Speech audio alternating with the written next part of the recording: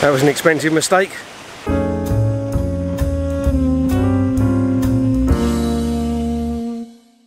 Hi everyone, thanks for joining me again. If you're new to my channel, this video is actually not one of my typical type of videos. I tend to do a lot more stuff out in the field, and whereas this one is actually mostly based here in the office. But I hope you'll enjoy it anyway, and if you're new, as I said, maybe it's worth checking out some of my other stuff as well. And if you like this video and my others, then please consider hitting subscribe. If you're already a subscriber, thank you very much. I really appreciate that. In my videos, I try to give an honest impression of my landscape photography. I like to try to share with you my reasons for the way that I do things the way that I do. Why I choose certain compositions, why I choose certain camera settings. I like to try to be upfront about just how much post-processing I do.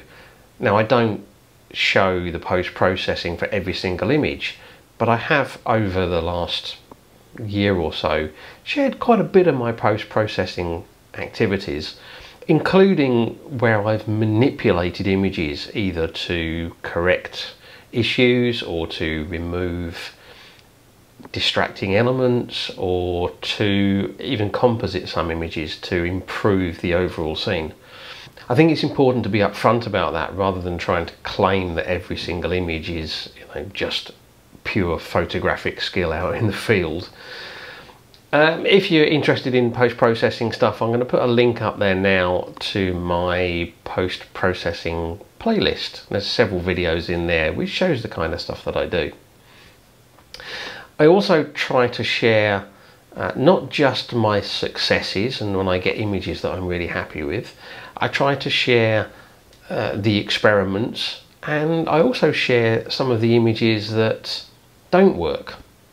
Sometimes I share them in the video thinking that they have, and then over a period of time I decide that they haven't, and I like to go back and look at them occasionally and maybe share with you guys my reasons why an image that I thought worked ultimately doesn't. I also like to share some of the challenges and some of the things that can go wrong.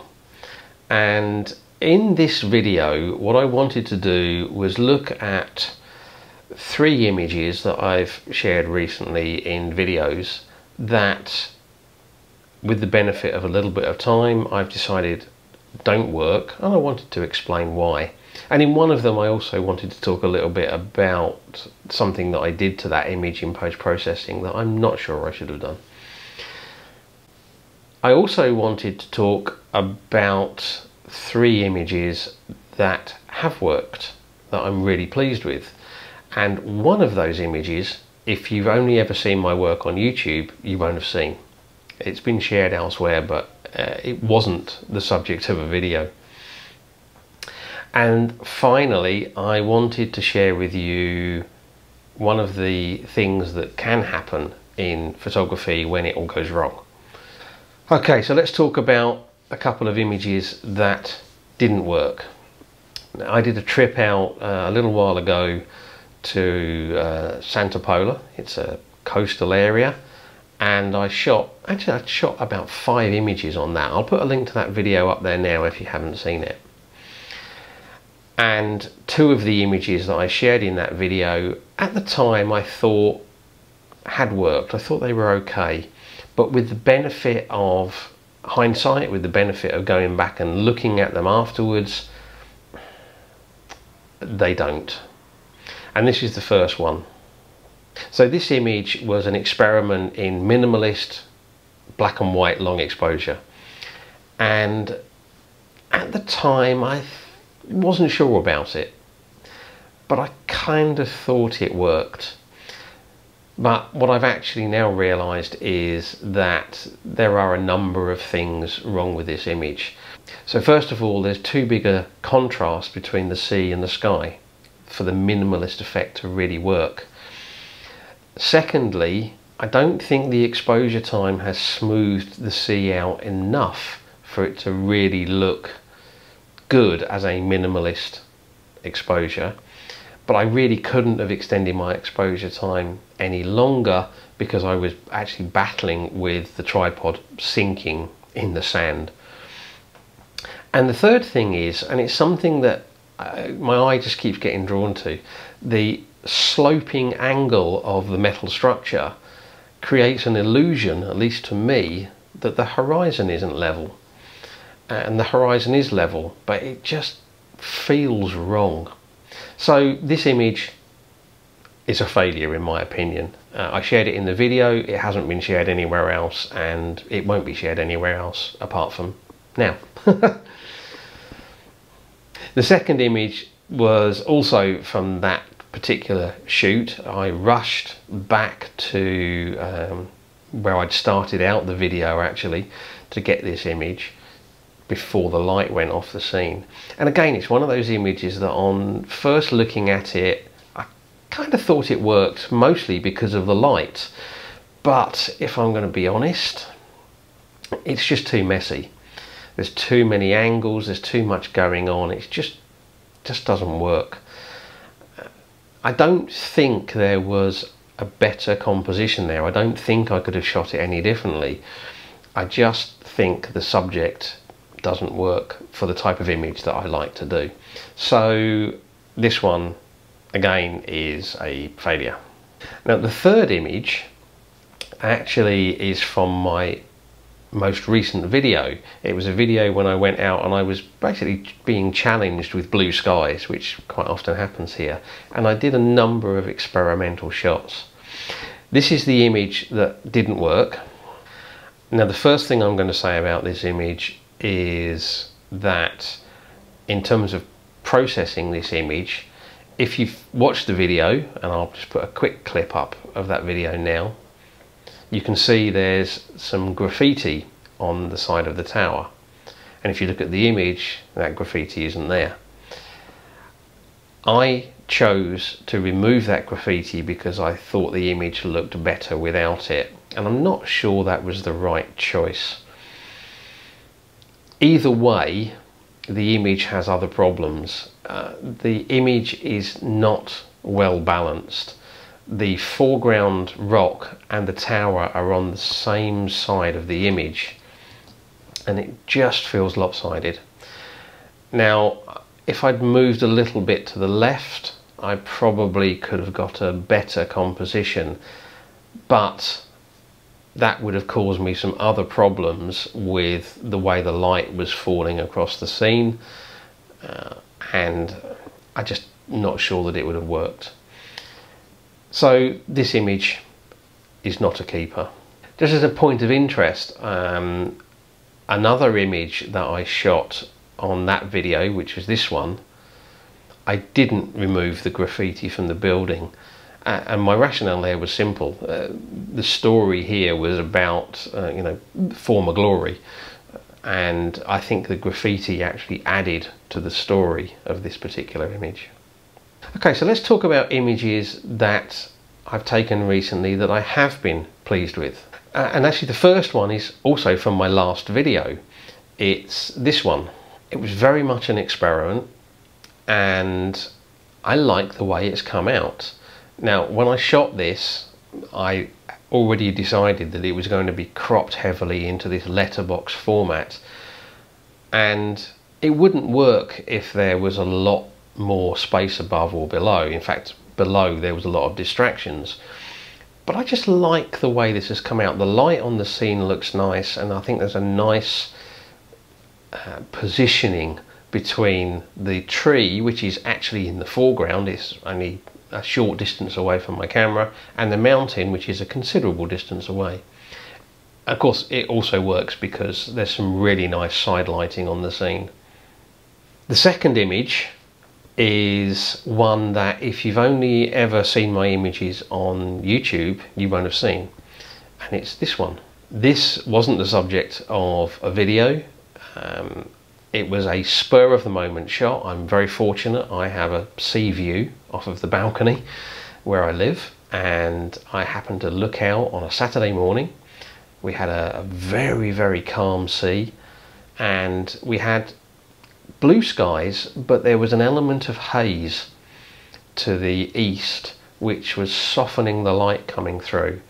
The sailing clubs were out and about, and I thought there was a shot to be had. It was very rushed. I grabbed the camera, grabbed the 70-200 lens, no tripod, no filters, just braced myself on the balcony wall, waited a little bit for the bigger boat in the foreground to turn a little bit into the scene, all the while hoping that it would turn fast enough that the paddle boarders down by the end of the breakwater wouldn't move too far, and took the shot.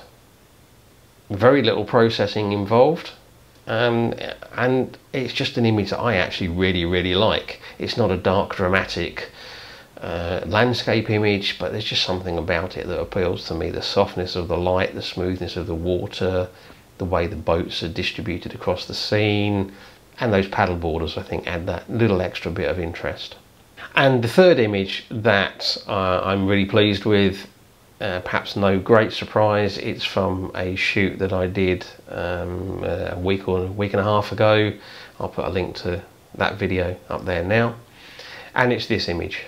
No great surprises. It was a gorgeous sunset. I think I picked the composition well. Standing in the kind of the middle of this water channel with the rippled patterns in the mud catching the light, and it was just a case of waiting until the conditions were at their best, which happened to be after the street lights had come on. Now, in the interest of being upfront about my processing, this was a focus stacked image, but in addition it was a wide angle shot with the camera angled down at quite a considerable angle, and we have man-made structures on the hill. We have houses and streetlights, and because of the wide angle lens and the angle of the camera, that top of the hill was considerably distorted. So I did use the warp tool in Photoshop to adjust the angle of the buildings and basically just correct all of that distortion, because it wouldn't have looked right with basically all the buildings leaning over. But that's three images that have worked out pretty well, actually. Normally when I go out, there's no great drama. Things generally go pretty well. I quite often end up getting soaking wet feet. I may end up getting blown around in the wind a little bit, but normally things go pretty well for me, and I normally come back with an image or two that I like. Yesterday things didn't go so well, so I ended up going out to a location I've been to before. It's the part of the Vinalopó River downstream from Elche Dam, and the last time I was there was in January, and I was actually there running a one-to-one workshop. If that's something that you're interested in, there's a video for that. I'll put a link to it up there now. I headed out, walked down from where I parked the car down to the side of the river. Now there's some interesting little waterfalls there, and there's also some quite interesting rock shapes because the whole area was underwater, and it's obviously the terrain has been shaped by that. I found a composition that I thought might work, and I set up to take the shot. So here's what was going on. So I've got a shot set up with one leg of the tripod in the water. I've got a little small cascade, very smooth cascade in the foreground, with the water running off of that coming out of one corner of the frame. Then the rest of the stream kind of goes up and the bigger fall is in the background. So the sun's behind the hill over there, so there's no sun on the foreground part of the scene, but there is on the background. So that's giving a bit of glare and quite a lot of contrast. I've got a circular polarizer on, which is helping to cut the glare back a bit, and a 6-stop ND filter to slow the exposure down. But even so, because of the difference between the foreground and the background, I'm going to do 2 shots so that I can merge them later So one of them will be a 4-second exposure, and that will be for the background, and one of them will be an 8-second exposure, and that will be for the foreground, and that should give me a good balance. Now, having taken that shot, I've got to be honest, I wasn't entirely convinced it was going to work, but I decided I was going to pack the gear away and move to a different composition. Basically, I removed the camera and the tripod from where it was and stood it on the rocky shoreline. Now, because the shoreline was a bit uneven, I extended one of the tripod legs out a little bit just to level it off so that the camera would be nice and stable, while I went off to recover my filter pouch so that I could take the filters off and put them away. And then it all went wrong, because one of the latches on the leg that I'd extended to level the tripod obviously hadn't locked in properly. It popped open, the leg collapsed, and the whole lot fell over with a crash. That was an expensive mistake. That's what's left of my 6-stop ND filter. And my circular polarizer is shattered, and I can't get it off the filter holder. It seems to be jammed on by the impact.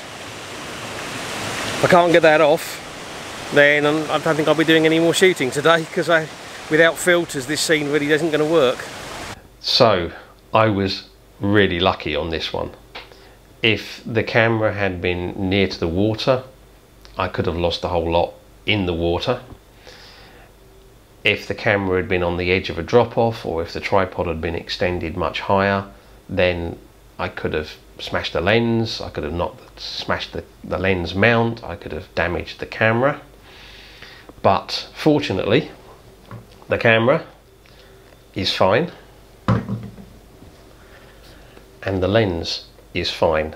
I have done some test shots with this to check that it hasn't done anything strange to the lens, and everything is working fine. But the filters are destroyed. The 6-stop ND filter, the little stopper, is just in pieces, and it's in a plastic bag basically so that those pieces don't end up cutting me. And my circular polarizer is also completely destroyed.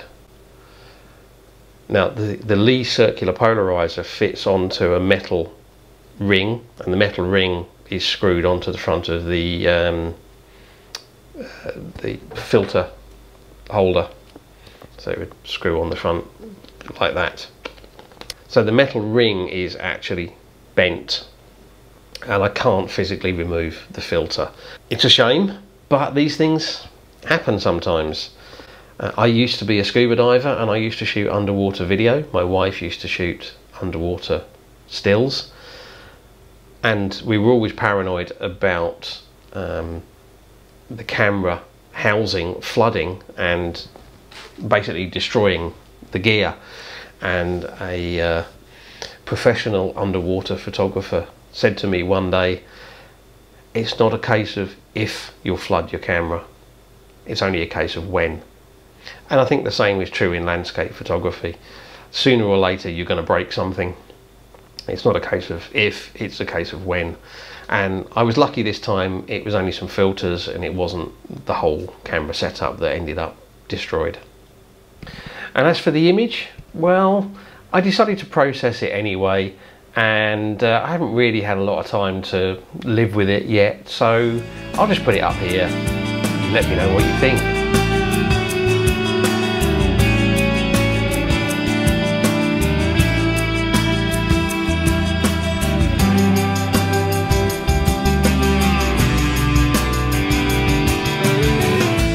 Okay, so that's kind of my good, bad and ugly of some recent landscape photography. As I said, a bit different to my usual videos, and I'm hoping that the next one I'll be back out in the field. I probably won't have a replacement circular polarizer and 6-stop filter by then, but maybe we'll see how quickly it comes through. I hope you've enjoyed this. If you have, please consider subscribing. As I said, don't forget, likes and shares are very much appreciated and do help to promote the channel for me. And I'd love to hear from you. Let me know what you think. Do you agree with my choices of images that have and haven't worked? Maybe you have a different view. Have you broken something recently? Or have you been lucky and almost broken something? And as always, I appreciate you taking the time to watch. Thank you very much, and until the next video. Bye.